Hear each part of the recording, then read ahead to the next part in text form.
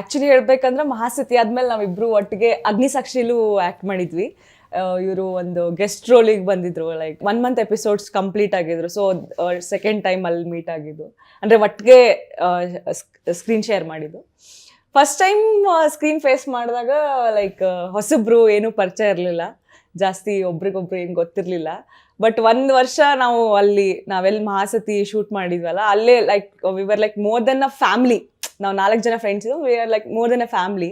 So ಅವಾಗ ಆ ಭಯ ಎಲ್ಲ ಹೋಗಿತ್ತು. ಆಮೇಲೆ ಸೆಕೆಂಡ್ ಟೈಮ್ ಬಂದಾಗ and already I had feelings on him ಅಲ್ವಾ. ಸೊ ಆವಾಗ ಫಸ್ಟ್ ಟೈಮ್ ಮಾಡ್ತಿರ್ಬೇಕಾದ್ರೆ ಕಪಲ್ ಆಗಿರ್ಲಿಲ್ಲ.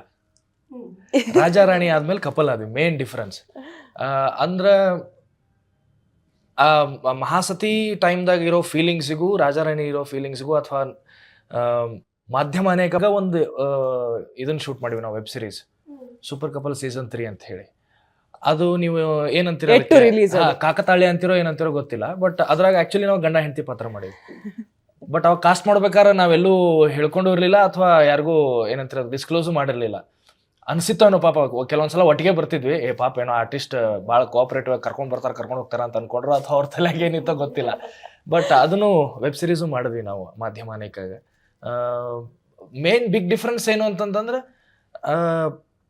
ಖುಷಿ ಆಗ್ತದೆ. ಅಂದ್ರೆ ನಮ್ಮ ರಿಲೇಷನ್ಶಿಪ್ನ ನಾವು ಕರೆಕ್ಟಾಗಿ ಎಲ್ಲರ ಮುಂದೆ ಓಪನ್ ಮಾಡಿಟ್ಟು ಖುಷಿಯಿಂದ, ಹೌದಪ್ಪ ಈಕಿ ನನ್ನಕಿ ಇವ ನನ್ನವ ಅಂತ ಹೇಳ್ಕೊಂಡು ಓಪನ್ ಆಗಿ ಮಾಡೋದೇನದಲ್ಲ. ಆಮೇಲೆ ಒಂದಿಷ್ಟು ಜನಕ್ಕೆ ಗೊತ್ತಿರ್ತದೆ. ಈಗ ಸೆಟ್ ಅಂತಂದಾಗ ಒಂದು 3 to 4 years ಸೀರಿಯಲ್ ಮಾಡ್ತಿರ್ಬೇಕಾದ್ರೆ ಒಂದು 2-3 ಜನಕ್ಕೆ ಗೊತ್ತಿರ್ತದೆ, ಇನ್ನೊಂದು 4 ಮಂದಿಗೆ ಗೊತ್ತಿರಂಗಿಲ್ಲ, ಅಥವಾ ಟೆಕ್ನಿಷಿಯನ್ಸಿಗೆ ಗೊತ್ತಿರಂಗಿಲ್ಲ.